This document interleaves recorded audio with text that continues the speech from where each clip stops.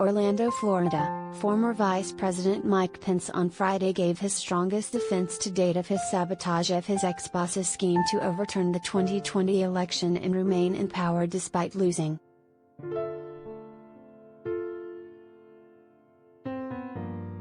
This week, our former president said, "I had the right to overturn the election.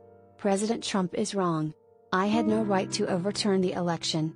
The presidency belongs to the American people, and the American people alone," he told an audience of several hundred. "Under the Constitution, I had no right to change the outcome of our election. And Kamala Harris will have no right to overturn the election when we beat them in 2024.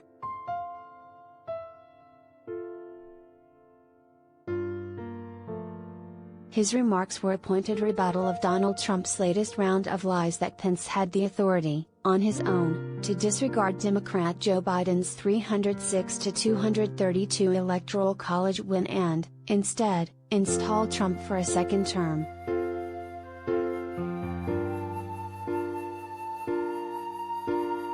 In a statement on Sunday, Trump claimed that congressional efforts to reform the 1887 Electoral Count Act to clarify the role of the vice president proved that Pence could have overturned the election, had he wanted to.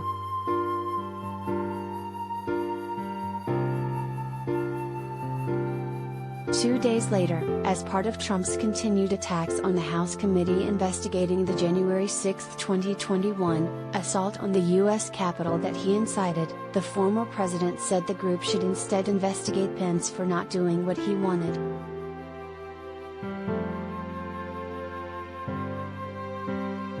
Pence spoke to several hundred members of the Federalist Society, the conservative group that has, for decades, served as an informal clearinghouse to vet Republican judicial nominations.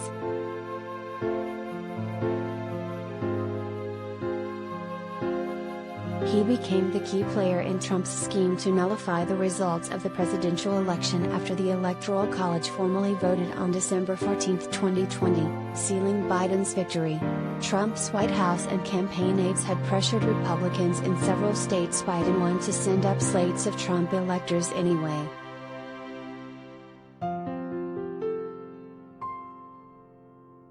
Pence would then, theoretically, have been able to cite these competing slates of electors and ignore the electoral votes from those states entirely, and then, with Trump holding a lead in the remaining states, rule him the winner.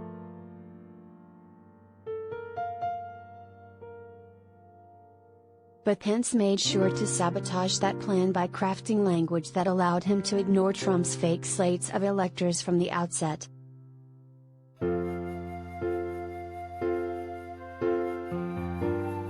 Pence's top aides have now become some of the January 6th committee's most important witnesses, with both his former chief of staff, Mark Short, and his chief counsel, Greg Jacob, having testified.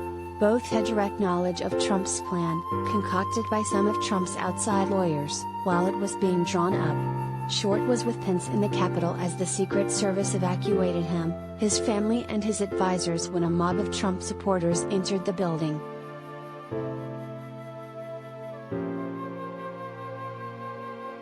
A year ago, Trump became the first president in more than 2 centuries of elections to refuse to hand over power peacefully.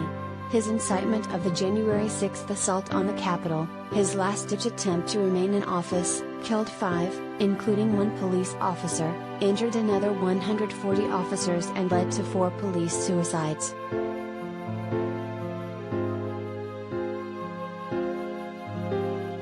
He is now under investigation by federal and state officials in multiple jurisdictions.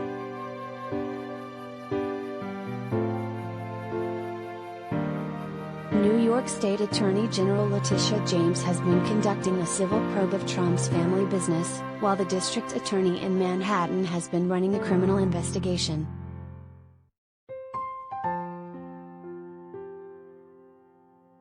Meanwhile, the district attorney in Fulton County, Georgia, has impaneled a special grand jury just to focus on Trump's attempt to coerce state officials to find enough votes to overturn his loss of that state to Biden in 2020.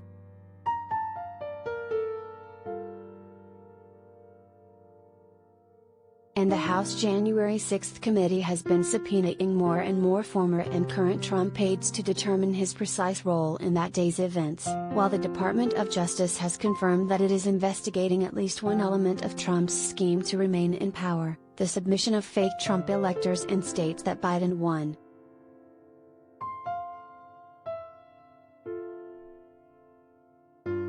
At a January 29th rally, Trump asked his followers to stage the biggest protests we have ever had in Washington, D.C., in New York, in Atlanta and elsewhere if prosecutors came after him, because our country and our elections are corrupt.